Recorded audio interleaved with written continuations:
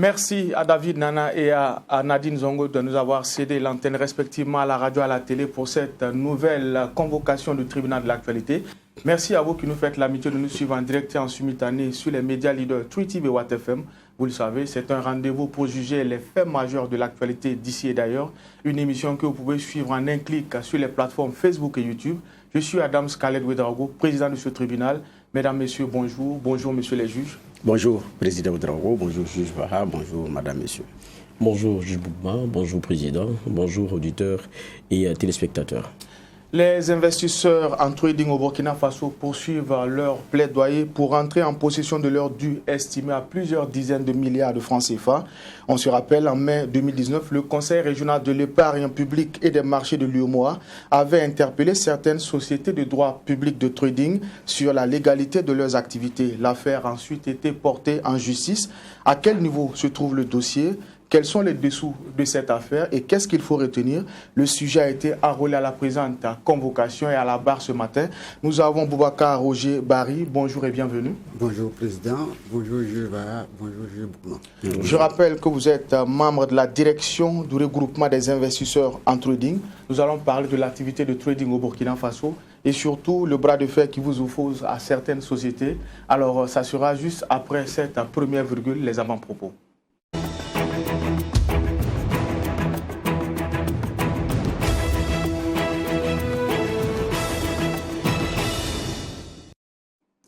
Juge Boukma, vous avez la parole pour votre avant-propos. Merci, j'ai deux avant-propos. Le premier avant-propos, c'est à l'international. Vendredi dernier, donc, on a appris que Paris a averti Moscou par rapport au Mali sur, en tout cas contre toute éventualité de déployer des mercenaires de la société paramilitaire russe Wagner dans la bande sahélo-saharienne. On se rappelle que Bamako, le ministre des Affaires étrangères, M. Diop, s'était rendu en Russie pour parapher un certain nombre d'accords liés à la coopération entre la Russie et le Mali. C'est d'ailleurs le fruit d'une longue coopération. Beaucoup d'officiers maliens ont été formés en Russie et ça c'est connu parce que c'est pratiquement depuis l'époque de Modibo Keïta que cette relation est là. Et donc, on apprend, donc comme je l'ai dit en avant-propos, je vais le dire, que, et je cite les ministres français des Affaires étrangères et des armées, Jean-Yves Le Drian et Florence Parly, ont lors d'un entretien à Paris avec leurs homologues Sergueï Lavrov, donc le russe, et Sergueï Shoïgu, réitéré leur message de fermeté quant au risque de déstabilisation régionale et d'atteinte aux intérêts de la France et de ses partenaires engagés dans la lutte contre le terrorisme. Donc, risque de déstabilisation et risque d'atteinte aux intérêts des Français et de leurs partenaires. Qu'est-ce qu'on met dans la déstabilisation régionale? Qu'est-ce qu'on met, parce qu'on est déjà déstabilisé, qu'est-ce qu'on met dans les intérêts de la France et de ses partenaires? Cette précision n'a pas été donnée et c'est ce qui fait l'objet de beaucoup de commentaires. Par intérêt, qu'est-ce qu'on entend? Intérêt économique, intérêt politique, géostratégique, je ne sais vraiment pas. Mais il n'y a pas que la défense, il n'y a pas que un appui international, il y a aussi des intérêts. Et même la Russie ne vient pas aussi pour les beaux yeux du Mali ou des populations du Sahel. La Russie aussi vient parce qu'il y a des intérêts. Donc les grandes puissances sont en train de se quereller par rapport à leurs intérêts à préserver, donc pour le partage d'un gâteau sahélien. Il faut également avoir le courage aussi de le dire et d'avoir ce regard-là. Dès lors que des gens qui se combattent sur votre dos pour leurs propres intérêts, il vous appartient de prendre conscience et de défendre vous-même vos propres intérêts. Ça va prendre le temps que ça va prendre par rapport à la prise de conscience. Elle est déjà là, mais il y a aussi une volonté politique et un système dans lequel les chefs d'État sont empêtrés qui sont difficiles effectivement à franchir. Au Mali, si c'était un régime issu d'élections, comme le cas Ibeka, ou bien le Burkina, ou bien le Niger et tout, c'est pas évident que certaines informations clés sortent. En Centrafrique, si Touadéra n'avait pas mouillé le maillot entre griffes vers la Russie, ce n'est pas évident que certaines révélations faites par Alain Foka sortent. Et quand vous écoutez ce que Alain Foka a dit, Ça fait froid dans le dos. Donc, et quand une telle sortie également, vendredi dernier, est révélée, ça laisse songeur. Donc, il va falloir que les Sahéliens, dans leur ensemble, se réveillent. Le second avant-propos, nous sommes dans un deuil national. Ça va être comme les autres deuils nationaux, parce que l'autorité n'a pas réussi aussi à inculquer le sentiment que nous sommes effectivement dans une situation de guerre et qu'on devrait en tenir compte. Le Premier ministre était obligé, j'en avais dit ici en avant-propos, d'interpeller les ministres par rapport à leur façon de faire. Parce qu'il y a des ministres qui s'exhibent trop, qui font de l'exhibitionnisme et parfois ça dérange. C'est choquant. Le Premier ministre a tenu à ce que les uns et les autres, toutes proportions gardées, puissent en public quand même avoir un minimum de retenue en public. Donc j'ai dit que c'était déjà bien. Mais le sentiment général qu'on est en guerre à Ouagadougou, on ne l'a pas. Donc on est dans un deuil national où on ira également sur les terrasses, boire la bière sans musique et puis se lever, rentrer tout tranquillement. Parce que ce n'est pas ce qu'on met dans résilience, dans des aspects de résilience, quand vous regardez bien, en réalité c'est un déni. Donc ça cache mal un déni. À un moment donné, ce n'est pas une affaire de résilience. Il faut regarder les choses en face. On ne peut pas être dans le déni. Mais on a été dans le déni et le citoyen aussi est rentré lui aussi dans le déni. Et on s'y complaît. Alors qu'on ne pourra pas se complaire, comme on appelle ça, se complaire pendant longtemps. Il va falloir regarder les choses en face. C'est ce que j'avais comme avant-propos. Merci, juge Bougma. Juge Va. Oui, merci, Président.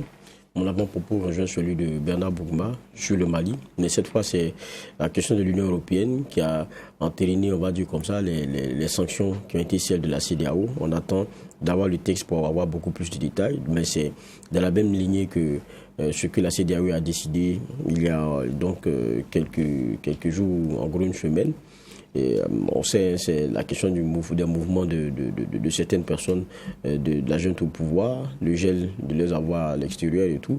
Et on en avait parlé ici, j'ai dit, est-ce que ça a un caractère opérant? Quand on sait que les personnes qui sont venues, ce n'est pas des messieurs qui sont de richissimes personnages qui ont des avoirs à l'extérieur et tout. Donc c'est un peu... Ça va être difficile que ça ait l'impact qu'on veut. Maintenant, je disais à un moment donné, on regarde la posture de cette junte au Mali-là, elle paraît assez sereine et ne répond pas aux différentes sanctions qui sont prises, ou même au bras de fer qu'il y a concernant évidemment ces choix sur l'offre de sécurité, notamment lorsqu'on parle de Wagner et tout. Ils continuent de faire ce qu'ils ont à faire, mais ils ne répondent pas. Et même sur la question des calendriers, ils disent que ce n'est pas ça le plus important. Est-ce qu'on va aller jusqu'à la sanction la plus forte, on connaît, et qui impacte de façon plus grave, c'est celle de l'embargo où les frontières sont fermées, où voilà, il y a des difficultés après pour ce qui est des populations à avoir accès à un certain nombre d'éléments qui sont nécessaires pour en fait le fonctionnement, la question des banques difficiles de travailler, la question même des denrées de première main et de première nécessité difficile de s'en approvisionner. Et là, c'est le peuple qui prend le contre-coup de façon directe. Est-ce qu'on va en arriver là? Parce que n'oublions pas que dans ce bras de fer, on a l'impression que le Mali n'écoute pas. Mais pour l'instant, on est encore au stade où ce sont des sanctions qui sont ciblées sur cette junte-là, entérinées par l'Union européenne. J'ai l'impression qu'on continue de faire de la même façon, en sachant l'impact que cela va avoir à la fin. Alors qu'à un moment donné, il faut que les uns et les autres acceptent de se parler.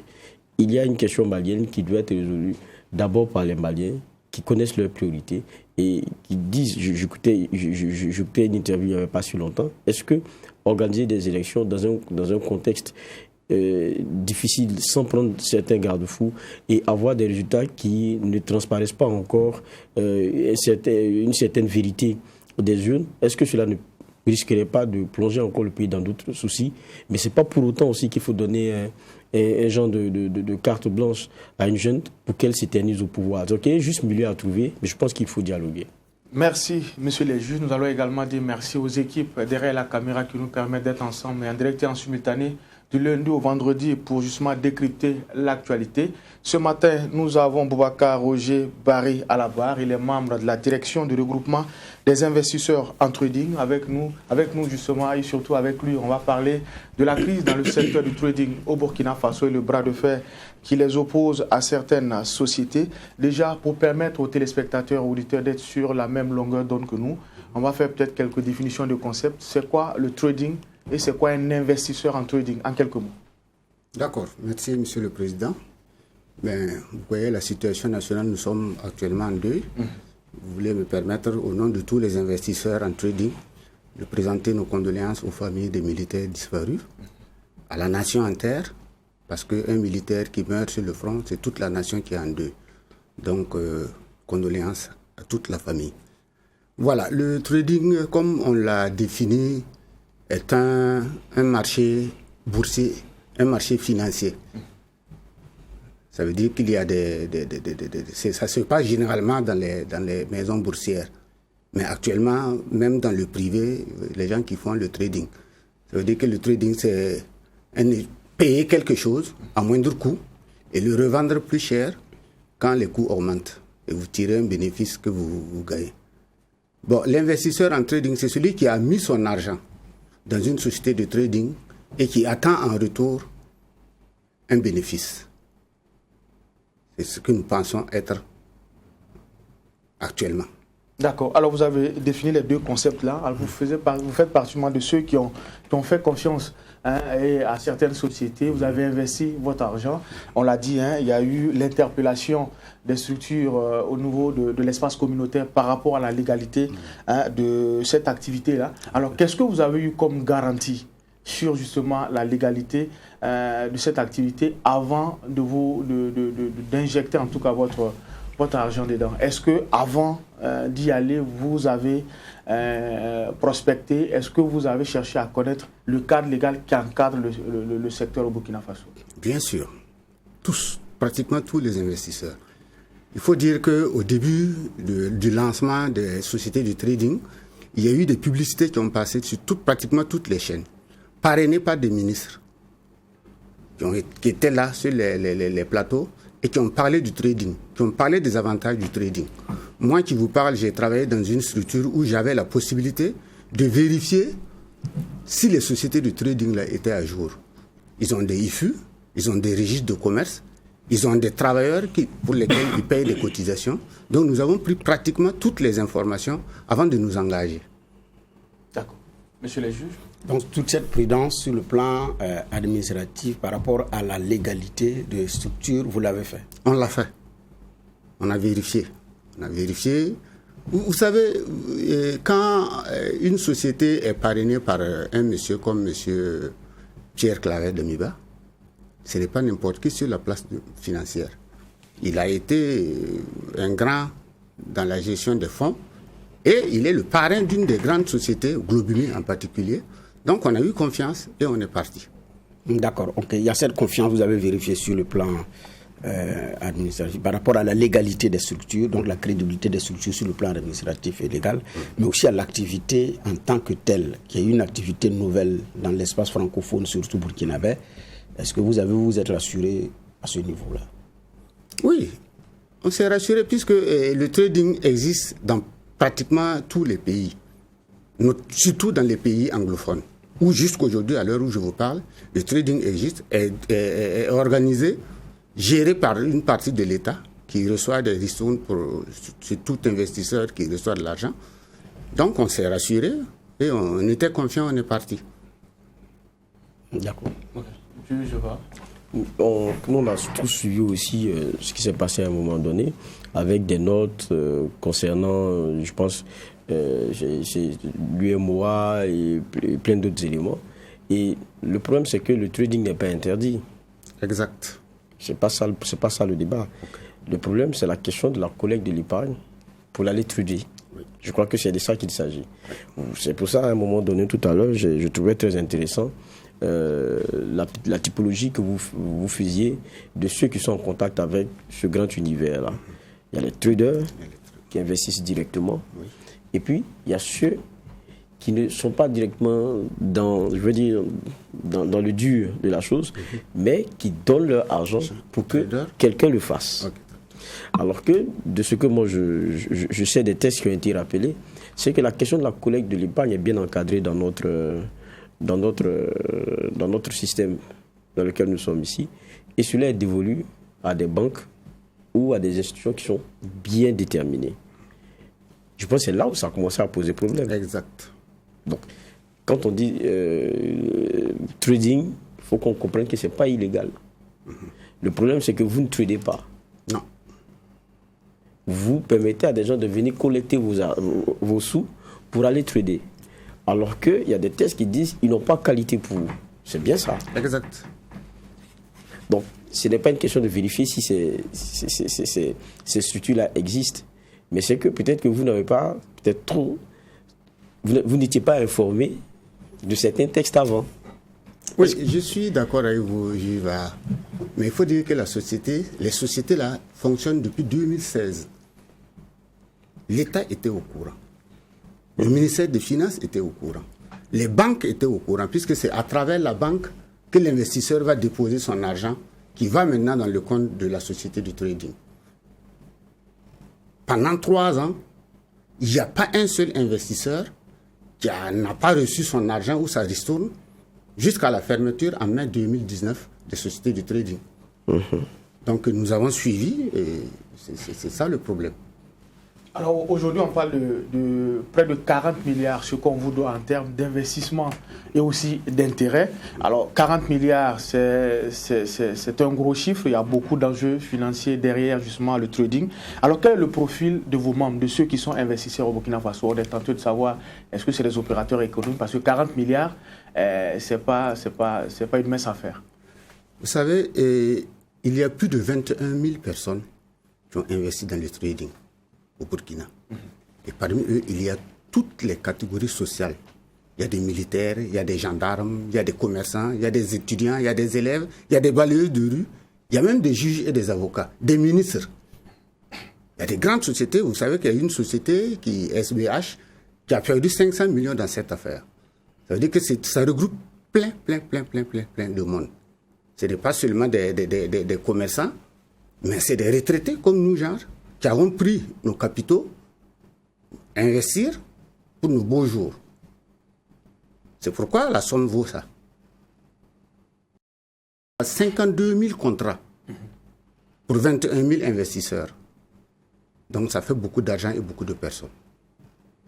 D'accord. Alors, comme je le disais, après l'interpellation du Conseil régional de l'épargne publique et des marchés de l'UOMOA, la justice a décidé de se saisir de l'affaire pour voir clair dedans. On vous a vu aux côtés de ces sociétés pour plaider pour qu'on dégèle les comptes, on va dire ça comme ça. Okay. Aujourd'hui, vous êtes en bras de fer avec ces derniers-là. Finalement, c'est quoi le problème? Le problème, c'est la malhonnêteté des responsables du trading. Quand la justice a gelé les comptes, nous avons pris attache avec eux pour savoir exactement qu'est-ce que nous devenons. Ils ont dit, nous, on n'a pas de problème d'argent.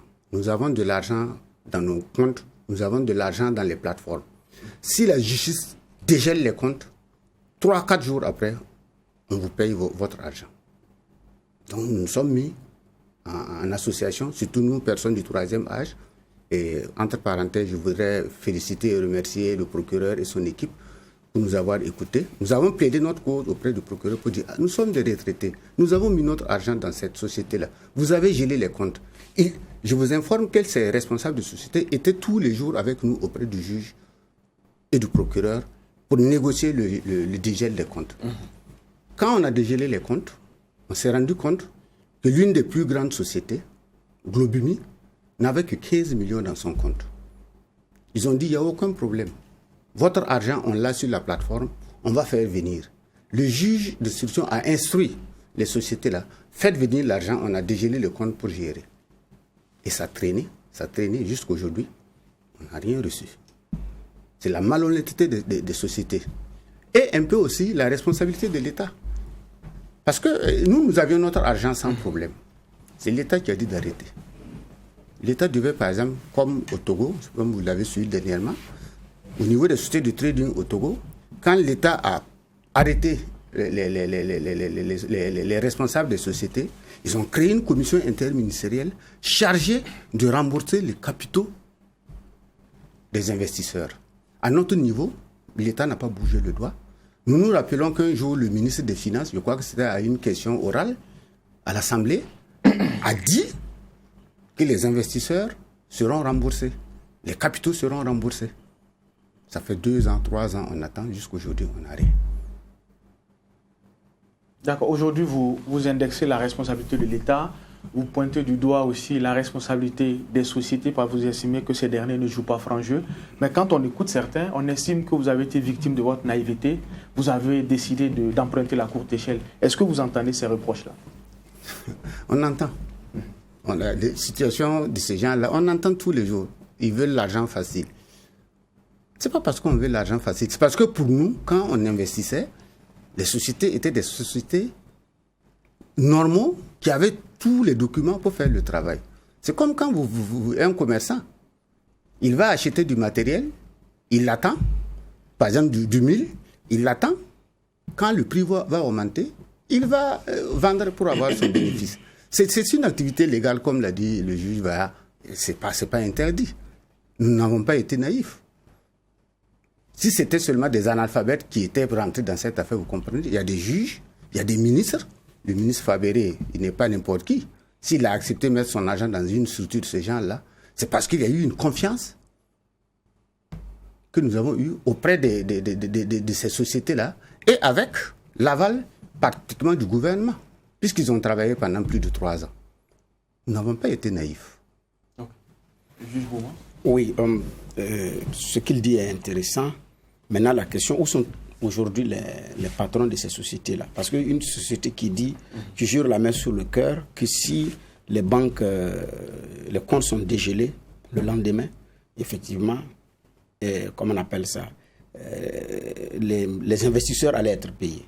Ces informations, on les a entendues, même sur ce plateau, certains sont venus dire ça, il y en a qui sont passés sur le tribunal de l'actualité pour expliquer. L'on dit que ce n'est pas un problème d'argent, c'est juste parce que les comptes sont bloqués. Et dès lors que c'est débloqué, ça va se gérer. Ça a été débloqué, ça ne l'a pas été. Vous avez vérifié, il y a des maigreurs au niveau de certains comptes. Mais où sont ces patrons aujourd'hui? Bon, il y a en janvier 2021, la justice a amené 3 responsables au niveau de la maison d'arrêt de correction de Ouagadougou. Notamment un de Barca Finance, et les 2 responsables de Globumi. À notre grand étonnement, le responsable de Barca Finance a eu une liberté provisoire. Il s'est filmé à la sortie de la MACO qu'il a mis sur le net. Aujourd'hui, on apprend que l'intéressé est malade et est en train de faire des documents pour aller se faire soigner en Allemagne. C'est des informations que nous avons reçues samedi dernier après notre conférence de presse. Les 2 autres sont toujours au niveau de la MACO. Mais ce ne pas seulement 2 sociétés qui étaient au Burkina. Exact. Il y avait d'autres sociétés. La société Glofas a été arrêtée aussi avec les autres. Mais dès le lendemain, on l'a libéré parce que lui, il a donné des garanties comme quoi il avait jusqu'à 6 milliards encore avec son broker. Le broker, c'est celui-là qui détient les plateformes et qui gère l'argent. Et eux, ils ne doivent que 4 milliards aux investisseurs. Et ils ont dit, il n'y a aucun problème. Si au niveau de la justice, le problème est réglé, et ils vont payer les investisseurs. Il y a Donc lui, il a été libéré pour régler les problèmes. Est-ce qu'il a pu régler? Jusqu'à présent, ce n'est pas réglé parce que, selon des informations que nous avons reçues, il y a un document que celui qui détient l'argent veut avoir avant de faire venir l'argent. Je crois que actuellement, c'est en négociation entre les avocats de cette société-là et la justice. Il y a quand on a gelé les comptes, il était là, il était encore au Burkina. Quelle société? Et la société, c'est Royal Finance. C'est un jeune béninois. Il a assisté à nos réunions. Il a dit lui-même, il s'était engagé à payer. Lui, bon, on dirait que c'est un froussard. Il a dit qu'il va payer. Et puisque les autres sociétés ont dit non, attendons de payer ensemble, le monsieur a vidé son compte et a disparu de la circulation. Nous ne savons pas où il est. Il est là. Il a même fait une vidéo où il disait qu'il était mort. alors qu'il est bien vivant. Avec le juge d'instruction, il nous avait dit qu'après les congés, les vacances judiciaires, ils allaient lancer un mandat d'arrêt international contre lui parce qu'ils savent où il est. Voilà, c'est un peu comme ça l'évolution de la situation. Baraka Finance, lui, il est sorti. On ne sait pas qu'est-ce qu'il devient. Les deux de Globumi sont à la Mako. Et je vous dis, ils nous menacent même. Si vous faites, nous on reste en prison, on nous juge, 10 ans après on sort et on est tranquille. On nous l'a dit à l'intérieur de la Mako quand on parle et rencontrer pour négocier les paiements. Donc c'est-à-dire qu'ils ont l'argent, ils ne veulent pas payer? Pour nous, c'est très difficile de comprendre que quelqu'un qui détient de l'argent ne l'appartenant pas aille jouer et puis perdre la totalité. Nous sommes convaincus que l'argent est cloîtré quelque part. Parce que ce que vous dites de la société Glofas, vous dites qu'elle est bloquée parce que celui qui a l'argent à l'extérieur demande un papier. Un papier, oui. Ils sont en train de négocier pour avoir effectivement ce papier avant que l'argent ne soit débloqué parce que cette personne a besoin de garantie. Voilà, parce que ce que nous avons aussi entendu à partir des informations collectées, c'est que comme le Burkina est dans une situation d'insécurité, il y a des attaques terroristes, et parce qu'il y a des soupçons de lien de comment on appelle ça, le flux des capitaux est réellement surveillé par rapport à ces connexions-là. Donc, il y en a à l'international qui font effectivement attention, qui veulent avoir des garanties par rapport à la clarté de certaines sociétés avant maintenant de renvoyer l'argent compte tenu de ce qui s'est passé. Ces informations, on l'a eu. Alors, et pour nous, peut-être c'est ce qui bloquait les autres sociétés. Qu'est-ce qu'elles vous ont dit? Parce que vous dites que dans le compte de Globumi, il n'y avait que 15 millions, c'est ce que vous avez dit. Oui. Mais quelle est l'explication que, par exemple, cette société vous a donnée? Non, ils nous ont dit qu'ils ont perdu l'argent. C'est ce que je disais. Mais est-ce qu'ils arrivaient à payer jusqu'à ce qu'on leur dise d'arrêter? Oui, ce que je vous ai dit au début, aucun investisseur ne peut dire aujourd'hui là que jusqu'à la date de mai 2019, là, il n'a pas reçu son argent. Il nous payait correctement. Il n'y avait aucun problème.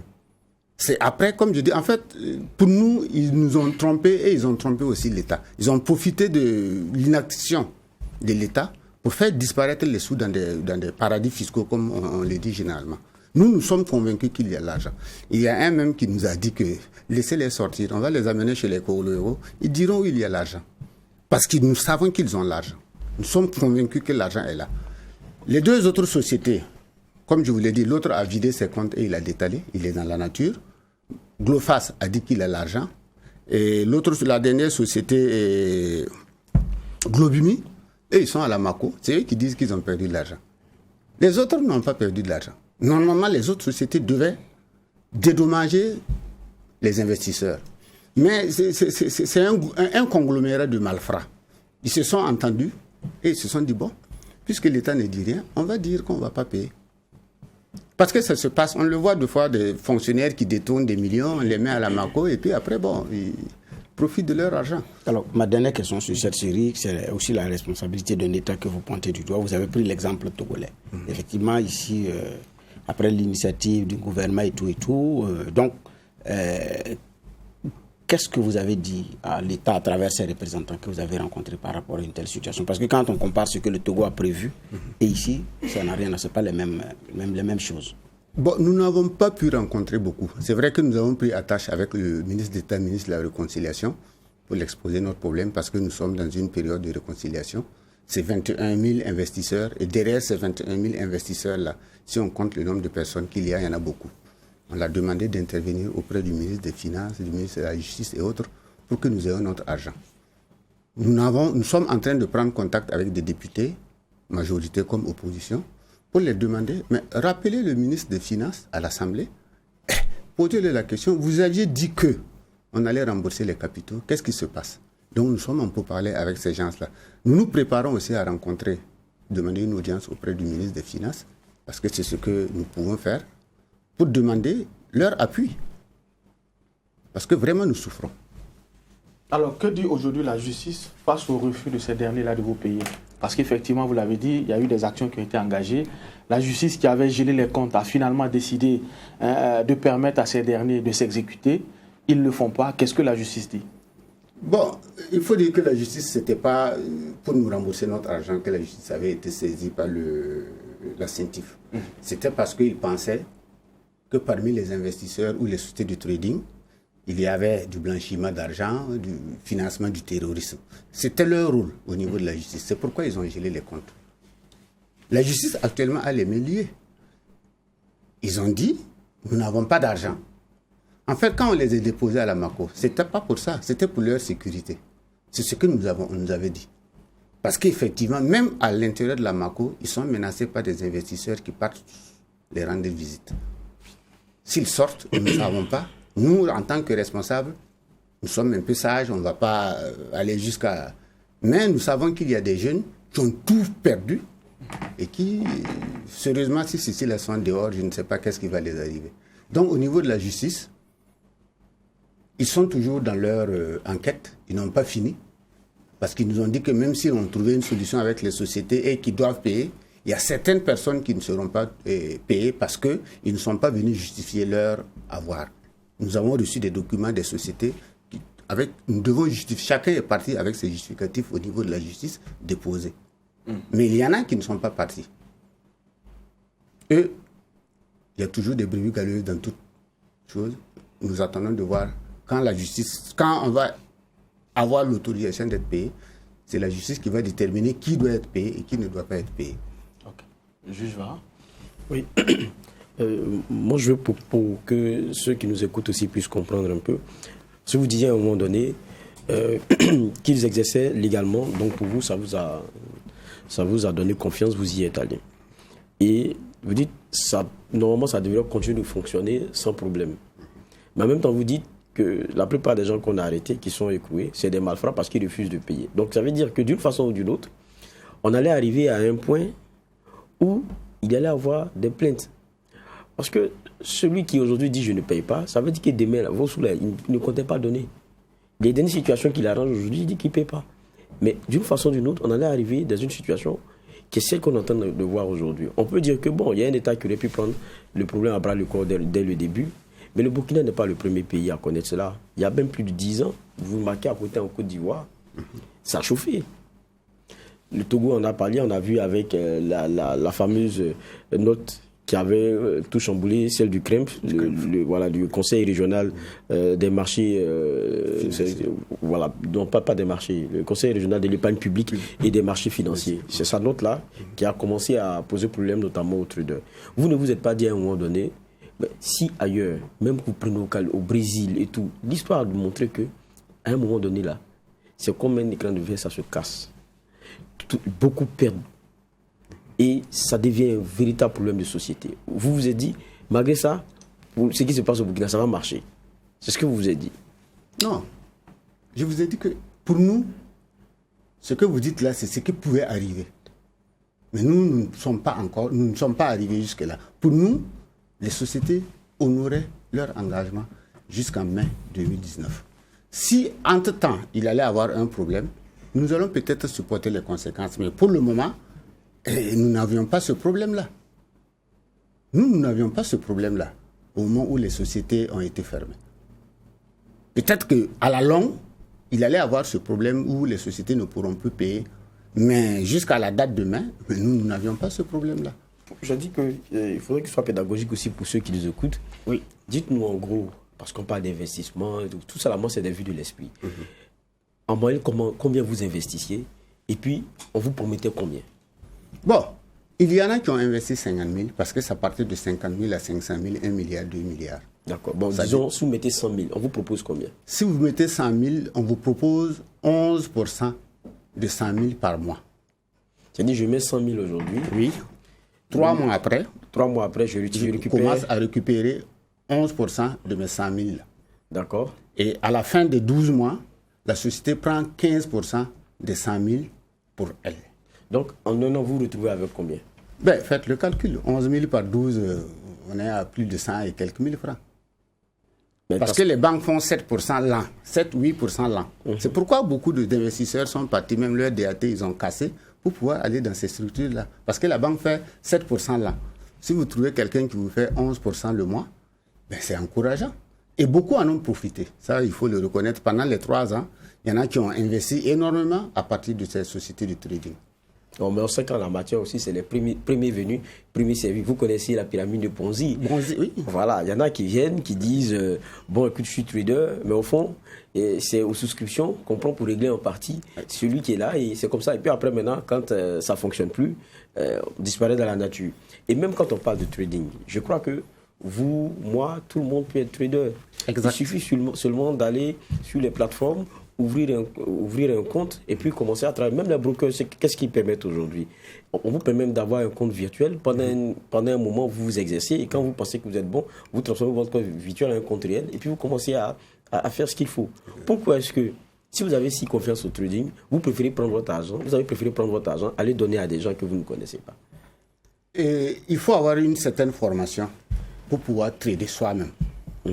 Et si je vous ai cité les couches sociales qui ont investi, le paysan il ne sait pas comment, le commerçant du marché de Rorogo ne sait pas comment rentrer dans les trucs internet pour trader. C'est pour ça qu'on est parti. Et je vous informe que le directeur de Globimi, si vous rentriez dans leur bureau là, il y avait une photo affichée où on a dit qu'il a été le meilleur trader du monde. Du monde. Excusez-moi. Et cette information a été vérifiée? Ben, si. Il tenait.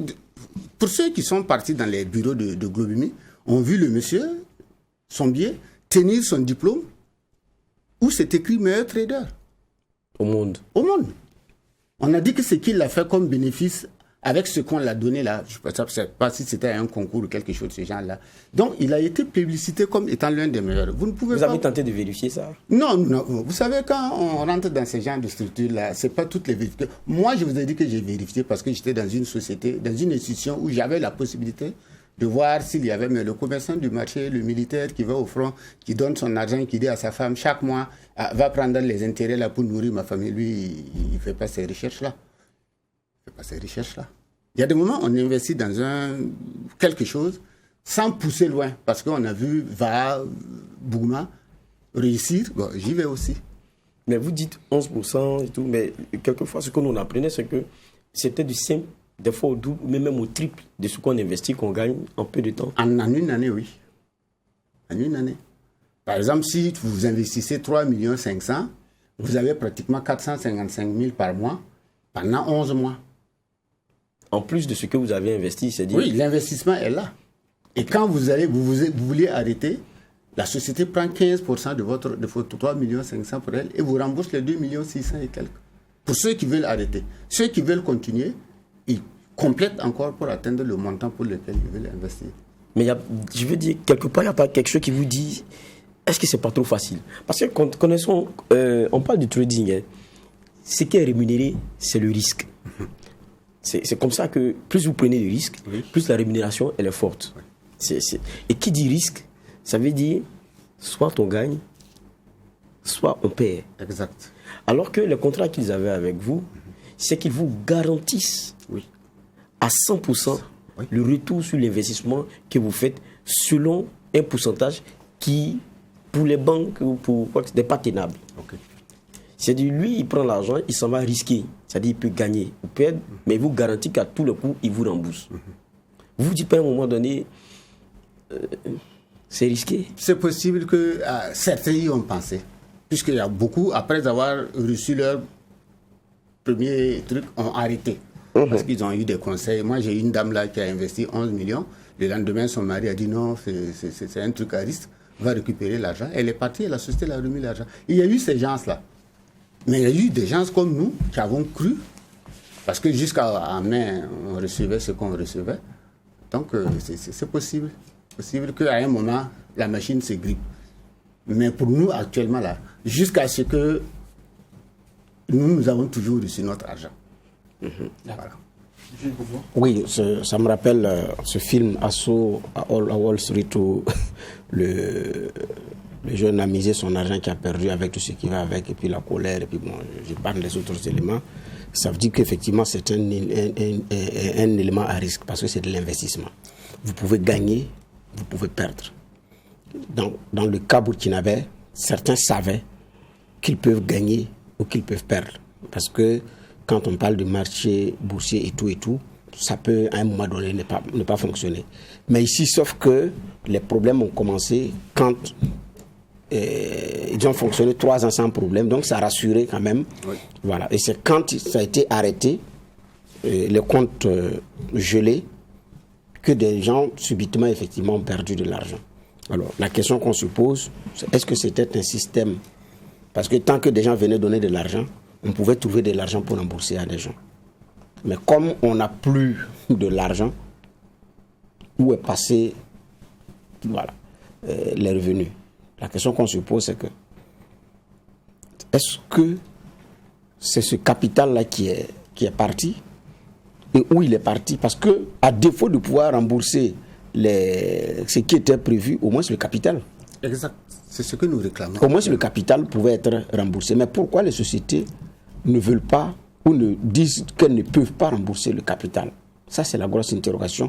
Et de mon point de vue, notre justice doit approfondir les enquêtes à ce niveau. Parce que ça aussi, c'est un pan de quelque chose, je dis bien, qu'on n'en a pas. Je connais des Burkinabés qui disent, moi j'ai reçu mon capital avec X ou Y société.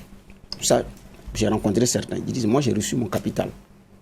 En tout cas, moi j'ai pu avoir mon capital, donc, mais les bénéfices, ils disent que ça va venir après, mais bon, bref, en attendant, ce que j'ai mis, au moins ça j'ai récupéré, donc, si le retour sur l'investissement ne vient pas après, c'est pas grave, mais au moins je n'ai rien perdu. Ça, j'ai vu des Burkinabés qui ont eu leur argent.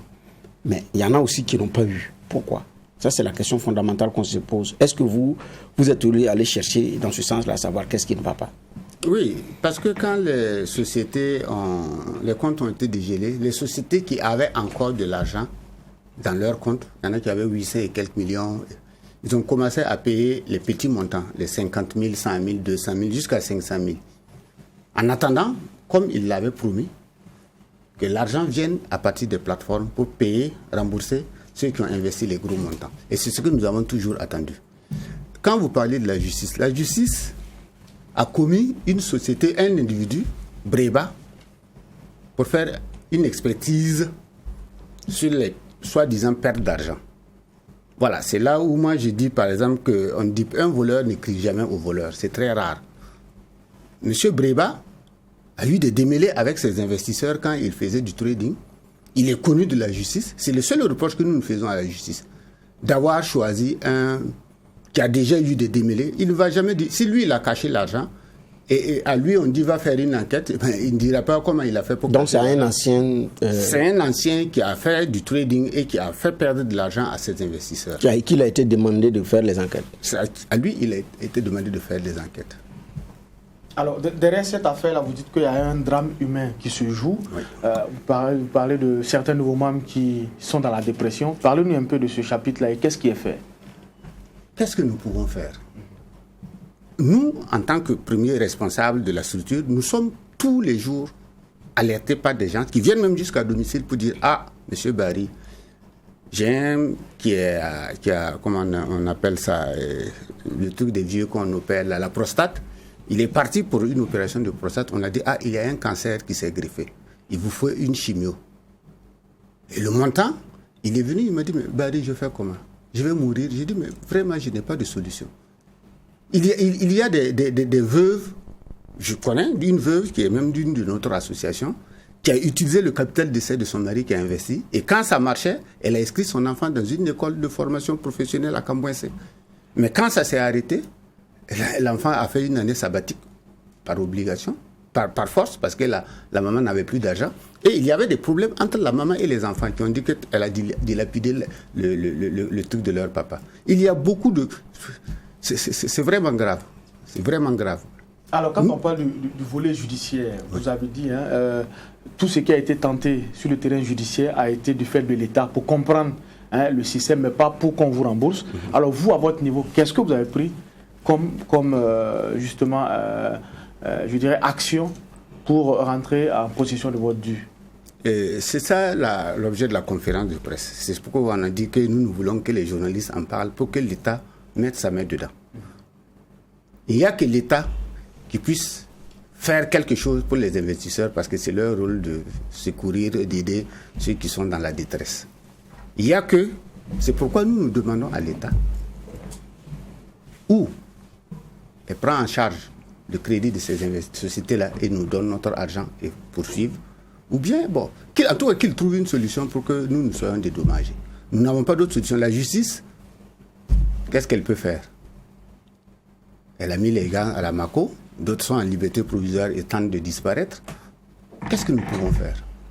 C'est pourquoi nous sollicitons à l'État de nous venir en aide. Aujourd'hui, réunis au sein je peux dire association, de votre groupement, vous estimez à combien s'il devrait y avoir des remboursements? Vous dites qu'il y a certains qui avaient commencé. Aujourd'hui, je pense que vous avez un genre d'état, de statistiques de ce qu'on vous doit. Non, il n'y a que ces sociétés-là ont fermé et les responsables sont à la Mako. Il n'y a que le juge d'instruction qui puisse nous dire exactement combien, parce que c'est toute société qui devait rembourser, devait faire un état envoyé à la justice pour qu'elle vérifie si l'intéressé peut être payé ou pas. Donc je me disais que réunis, vous aviez, parce que vous vous connaissez, vous savez plus ou moins ce que chacun a investi. Mais là-dedans, vous ne vous parlez pas comme si c'est question d'argent, chacun ne dit pas tout. Ah oui, il y en a qui se cachent. Il y en a qui ne veulent pas se mettre au grand jour, comme nous qui sommes là devant vous. Nous ne pouvons pas savoir. Il y a jusqu'à 21 000 investisseurs. Il y en a même qui ne veulent même pas savoir qui sont allés là-bas. Oui. Il y en a même qui se cachent. Je vous dis qu'il y a toute catégorie. Il y a des ministres, actuels même, qui sont investisseurs. Les députés, ça, on n'en parle pas. Les DG, on n'en parle pas. Vous savez, pensez que ces gens-là vont se mettre au devant. C'est pourquoi nous félicitons le président de notre... Alors, vous l'avez dit, c'est des personnes qui appartiennent à des cercles d'influence. Si c'était le cas, pourquoi votre dossier n'avance pas? Parce qu'ils ont intérêt à ce qu'il y ait un dénouement. Mais ils ne veulent pas se faire connaître. Ils ne veulent pas qu'on sache qu'ils sont investisseurs. Mais est-ce que aussi, pour certains, c'est qu'ils savaient qu'ils jouaient un jeu à quitte ou double? Bon, ça ne marche plus, ils ont compris, c'est fini. C'est possible. Et il y en a qui ont accepté de perdre leur argent. Mais nous, on n'est pas d'accord pour perdre notre argent. Ça, ceux qui ne sont pas d'accord là, ce sont ceux-là que vous retrouvez sur les plateaux, dans les conférences de presse et autres. Mais qui n'acceptent pas qu'ils ont joué à quitte ou double? Non, on n'a pas joué à quitte ou double. Parce que nous, on avait toujours reçu notre argent. Quand vous parlez de quitte ou double, c'est le passé que vous voyez. Comment ça allait se passer? Ah non, c'est le principe du trading. Oui, je suis d'accord. Mais en tout cas, jusqu'à ce que l'État arrête les paiements, nous avons reçu notre argent. Où on achète, on vend, on achète, on vend, on gagne, on peut perdre. Mais oui. D'accord. Juge Bougma? Parce que c'est la loi du marché. Je comprends, le doyen, lui, il est économiste. La loi du marché, il y a un qui gagne, il y a un qui perd. Donc c'est rare qu'il y ait, pour ne pas dire, il n'y a pratiquement pas de gagnant sans perdant. Ça, c'est la loi du marché. Bon, donc, ça dit que si on fait dans la projection, on se dit un jour ça pouvait arriver. Voilà. Bon, ça, c'est quand on fait de la projection. Alors que dans la situation actuelle, il y a des gens qui disent, notre invité dit, nous avons reçu notre argent jusqu'à mai 2019, où ils ont dit, où l'État a dit d'arrêter parce qu'il veut mener des enquêtes par rapport à cette affaire de blanchiment de capitaux, lien avec le terrorisme et tout. C'est ce qui a entraîné toute cette situation. Et en même temps, la machine s'est grippée. Mais ce n'est pas seulement ça, il doit y avoir naturellement une explication. Je me suis dit, moi, dès lors qu'il y a des gens qui viennent toujours, au risque de me répéter, donner de l'argent et que la machine tourne, les ressources ne peuvent pas manquer. Parce que l'une des erreurs, pour ne pas dire le mensonge de certains traders, c'est de dire à l'investisseur qu'il n'y a pas de risque. Certains traders l'ont dit, il n'y a pas de risque. Non, ici, c'est à coup sûr. Non, ce n'est pas vrai. Même les meilleurs traders des grandes banques à l'international, Goldman Sachs et autres, les meilleurs font rarement des performances de 70% l'an. En général, 59-60% de, comme on appelle ça, de taux de réussite. 70, c'est un miracle. Même les meilleurs traders au monde. Je dis bien 70, c'est un miracle. Il y en a qui deviennent fous dans cette affaire-là, à cause de... Vous avez misé, à un moment donné, la courbe, soit elle a chuté ou c'est fini. Vous cramez le compte, comme ils le disent dans le milieu. Mais ici, vous avez trouvé des gens qui n'ont jamais dit qu'il y a un risque. Alors que quand on parle d'investissement, il y a un risque. Et la machine grippée par l'État fait partie des risques que éventuellement personne n'a vu venir. Parce qu'à la réalité, dans un contexte d'insécurité, d'attaque terroriste, vous permettez à des citoyens de manipuler autant d'argent sans avoir tout le contrôle du circuit. À votre responsabilité également en tant qu'État est engagé. Et je pense que c'est pour cela également que le Togo est en train de réguler. Donc il y a ce risque-là. Donc que le risque ne vienne pas de la maison de trading, le risque peut venir d'un État qui à un moment donné veut avoir un regard. La machine peut gripper. Mais ces risques-là, que ce soit l'investisseur ou le trader, vous ne l'avez pas pris en compte. Et nous sommes dans une telle situation, monsieur. Oui, je suis d'accord avec vous. Maintenant, les responsabilités sont partagées parce qu'il y a un État aussi qui doit assumer sa part de responsabilité dans cette affaire. Et c'est ce que nous demandons. Comme le Togo. Et là, je suis d'accord que l'État n'a pas terminé de jouer sa partition, de mon point de vue.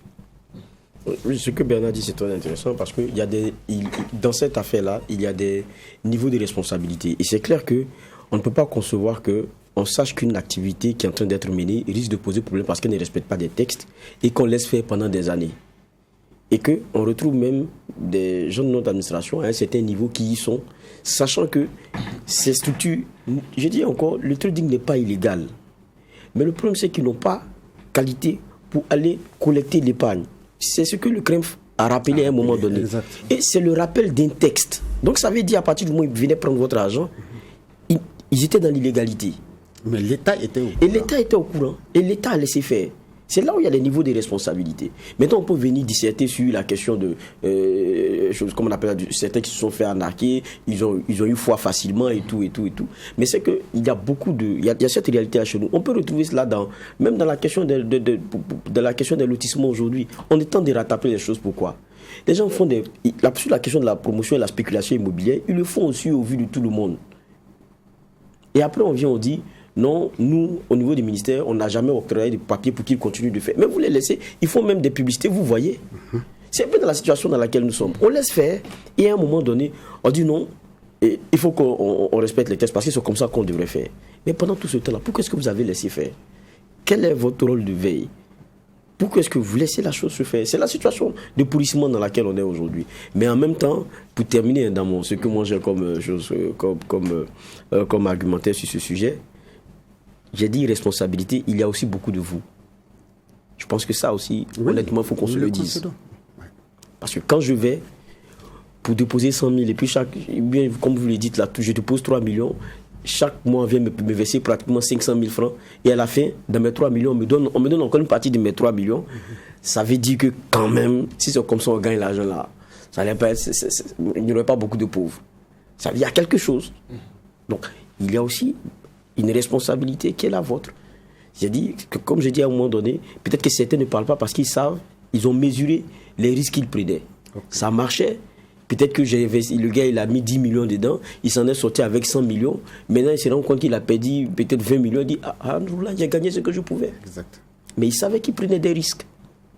C'est la fin de mon argumentaire. Merci, monsieur Lévy. C'est vrai que cette dernière prise de parole des deux juges sonne aussi comme le verdict de la présente convocation. Je rappelle que nous avons eu à la barre ce matin Boubacar Roger Barry, les membres de la direction du regroupement des investisseurs en trading au Burkina Faso. Avec lui, nous avons parlé de la pratique justement de cette activité au Burkina Faso et aujourd'hui la crise qu'il y a dans le secteur et leur bras de fer avec certaines sociétés de la place.